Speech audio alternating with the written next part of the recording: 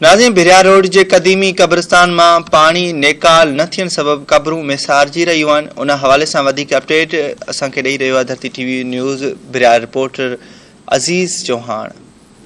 नाज़रीन, असां भिरोड़ जे मुक़ामी ऐं क़दीमी क़ब्रिस्तान में मौजूद आहियूं, जंहिंखे भिरोड़ जो वॾो क़ब्रिस्तान पिणु सॾियो वेंदो आहे। हिन क़ब्रिस्तान में तक़रीबन 1000 खां मथे शेरनि जा प्यारा तदफ़ीन थियल आहिनि। ईअं त भिरोड़ जे क़ब्रिस्तान जी चौधरी न हुअण सबबि जेका हिन क़ब्रिस्तान में क़ब्रुनि जी बेहरमती थींदी रही आहे। हींअर गुज़िश्ता हालात इहे आहिनि त जेका सॼे सिंध में गुज़िरियल 12 ॾींहंनि खां मुसलसल तूफ़ानी बरसाति सबबि भिरोड़ जो क़ब्रिस्तान में जेके क़ब्रूं आहिनि उहे तमामु घणियूं मुतासिर थियूं आहिनि, जंहिं सबबि बरसाती पाणी बीह वञण जे करे जेका भिरोड़ जे क़ब्रिस्तान में क़ब्रूं जेके वेही वियूं आहिनि। थियण हीअं घुरिजे त भिरोड़ जे जेके मुक़ामी शहरी आहिनि, जंहिंजा अज़ीज़ व अकारिब हिन क़ब्रिस्तान में तदफ़ीन थियल आहिनि, जेकी क़ब्रूं जेका मुतासिर थियल आहिनि उन्हनि खे जेका अची सार संभाल लाइ। ॿिए पासे असां जेका ज़िले इंतिज़ामिया खे बि गुज़ारिश कंदासीं भिरोड़ जे जेके माना इहो क़ब्रिस्तान खे चौधी वारी ॾियारे ऐं जेका चौकीदार मुक़ररु कयो वञे, जीअं त भिरोड़ जे क़ब्रिस्तान में जेके माना क़ब्रूं हुननि जी वधीक जेका बेहरमती थियण खां बची सघे।